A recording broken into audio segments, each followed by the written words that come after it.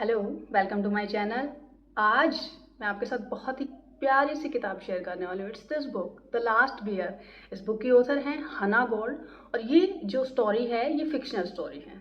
इस वीडियो के 4 पार्ट्स हैं। पहले पार्ट में मैं बात करूंगी बुक की समरी की। Second part is about the review of this book. Third part में कि इस बुक से हम क्या लेसन सीख सकते हैं एंड फोर्थ पार्ट में कुछ फन फैक्ट्स मैं शेयर करूंगी। तो इससे पहले कि हम वीडियो में आगे बढ़ें, I have a question for you जिसका मुझे जवाब आपसे जानना है। अगर आपके सामने कोई एनिमल आता है जो घायल है या जो भूखा है जिसको आपकी ज़रूरत है, तो आप क्या करेंगे? क्या आप उसकी मदद करेंगे या आप उसको इग्नोर करके अपने काम पर चले जाएंगे, अपनी लाइफ में आगे बढ़ेंगे? तो इस सवाल का जवाब मुझे बताइए आप कमेंट करके। अब हम आगे बढ़ते हैं वीडियो में इस बुक की समरी के साथ। तो ये जो बुक है इसकी कहानी के 2 मेन कैरेक्टर हैं। एक है 11 साल की लड़की अप्रैल वुड और एक है पोलर बियर। तो ये कहानी शुरू होती है अप्रैल वुड के साथ। अप्रैल वुड 11 साल की बच्ची है जो अपने पिता के साथ आर्कटिक सर्कल पर एक आइलैंड है बियर आइलैंड, वहाँ जाती है। वो वहाँ क्यों जाती है? क्योंकि उसके पिता उस पर एनवायरनमेंट और क्लाइमेट चेंज के लिए रिसर्च कर रहे होते हैं। उसके फादर सिंगल पेरेंट होते हैं, उसकी मदर नहीं होती है, तो वो अपने पिता के साथ वहाँ पर जाती है।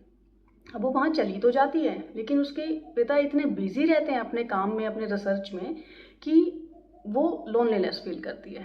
जब वो अकेलापन महसूस करती है तो वो आइलैंड को एक्सप्लोर करना स्टार्ट करती है, इधर उधर घूमना स्टार्ट करती है। क्योंकि 11 साल का बच्चा कितना बोर हो जाएगा जब उसके पास ना तो कोई बात करने के लिए होगा, क्योंकि पूरे आइलैंड पर उन दोनों के अलावा कोई भी नहीं था। तो वो जब बाहर निकलती है, इधर उधर घूमती है, तो वो एक सरप्राइजिंग सीन देखती है जिस पर कोई यकीन नहीं करेगा। क्योंकि बियर आइलैंड पर कोई बियर नहीं है, लेकिन उसके सामने आता है एक पोलर बियर।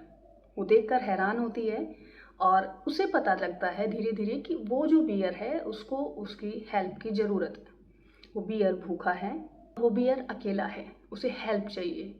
अपने दूसरे बियर्स के पास जाने के लिए, दूसरे आइलैंड पर जाने के लिए उसे मदद चाहिए। ये सब उसे मालूम होता है जब धीरे धीरे उन दोनों के बीच में दोस्ती हो जाती है। अप्रैल उस बियर का नाम ही बियर रख देती है, तो उसे बियर के नाम से बुलाती है।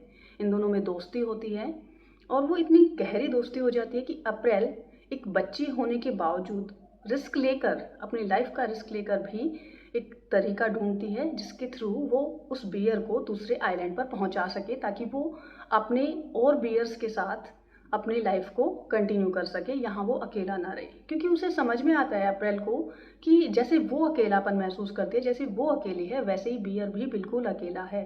उसके पास भी कोई नहीं है। उन दोनों के बीच में लैंग्वेज का बैरियर होता है, बट स्टिल इमोशनली वो एक दूसरे को समझ पाते हैं। उन दोनों की दोस्ती इतनी गहरी हो जाती है। तो ये बहुत ही खूबसूरत स्टोरी है, एक लड़की और बियर के बीच की दोस्ती की कहानी। अब बात करते हैं इस बुक के रिव्यू की। ये जो कहानी है इसकी राइटिंग बहुत ही सिंपल बट मैजिकल है। स्टोरी बहुत खूबसूरती से लिखी है हना गोल्ड ने। और इसका जो मेन कैरेक्टर है अप्रैल वुड, वो एक बिल्कुल इनोसेंट एंड सिंपल सी लड़की है, but she has that strong will power. वो पावरफुल एक्शन लेती है to help the polar beer.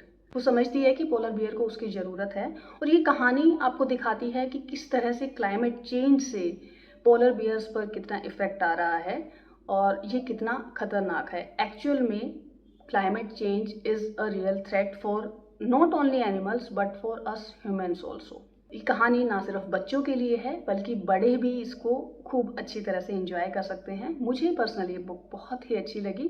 आपको एनिमल्स से प्यार है, आपको नेचर पसंद है, तो डेफिनेटली ये कहानी आपको बहुत अच्छी लगेगी। ये बुक आप बहुत एंजॉय करेंगे।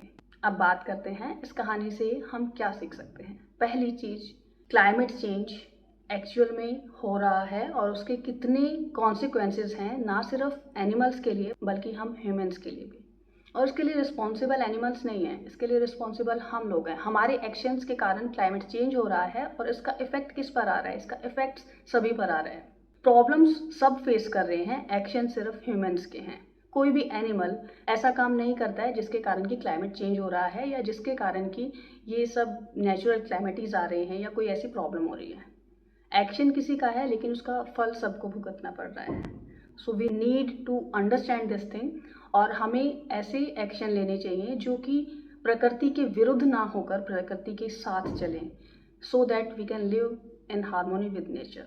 सेकेंड लेसन हम इस बुक से सीख सकते हैं कि हम कितने भी छोटे हैं या हमारी कितनी भी कम ताकत है, ये चीज़ हमारे करेज को डिफाइन नहीं कर सकती। जैसे अप्रैल वुड एक छोटी बच्ची है, 11 साल की बच्ची है, लेकिन उसके अंदर इतना करेज होता है कि वो डिसीजन लेती है कि वो पोलर बियर की हेल्प करेगी नो मैटर व्हाट हैपन्स। तो हमारी एज या साइज मैटर नहीं करता है, हमारी विल पावर स्ट्रॉन्ग होनी चाहिए, that matters more. Third lesson है अप्रैल वुड और पोलर बियर की दोस्ती के लिए। वो दोनों एक दूसरे की भाषा नहीं समझते हैं, बट स्टिल इमोशंस वो समझ पाते हैं एक दूसरे की। तो ये शो करता है कि आप एक दूसरे से कम्युनिकेट नहीं कर पा रहे हो, बट स्टिल एक लेवल पर आप एक दूसरे को समझते हो। जहाँ अप्रैल वुड भी अकेलापन महसूस करती है, तो वो समझ पाती है कि बियर भी उस पूरे आइलैंड पर अकेला है, वो भी अकेलापन महसूस कर रहा है। वो एक दूसरे की फीलिंग्स को समझ पाते हैं। उनकी दोस्ती जो एक बहुत ही खूबसूरत सा एग्जाम्पल है कि आपके बीच में कितने भी डिफरेंसेस होने के बाद अगर आप एक कॉमन ग्राउंड पर आकर सोचते हैं, आपके अंदर काइंडनेस है, आपके अंदर कंपैशन है, तो आपकी जो रिलेशनशिप है वो बहुत ही खूबसूरत हो सकती है। एक एग्जाम्पल सेट करती है उस दोस्ती का जिसमें स्वार्थ नहीं बल्कि एक दूसरे की केयर झलकती है। अब बात करते हैं कुछ फन फैक्ट्स जो कि पोलर बियर्स के बारे में है। Do you know polar bears की स्किन का कलर क्या होता है? पोलर बियर्स की स्किन का कलर ब्लैक होता है। इससे उन्हें हेल्प मिलती है, जो भी थोड़ी बहुत सन रेज उन्हें मिलती हैं उसको एब्जॉर्ब करने में, हीट को एब्जॉर्ब करने में। सेकंड फन फैक्ट इज कि पोलर बियर्स के जो फर होते हैं वो वाइट कलर के नहीं होते हैं, बल्कि वो ट्रांसपेरेंट होते हैं। थर्ड फन फैक्ट कि पोलर बियर्स बिना रुके एक बारी में 40 किलोमीटर तक दौड़ सकते हैं और 10 किलोमीटर तक वो तैर सकते हैं। फोर्थ, पोलर बियर्स 1 किलोमीटर की दूरी से सील को, जो उनका मुख्य भोजन है, उसे सूंघ सकते हैं, दे कैन स्निफ इट।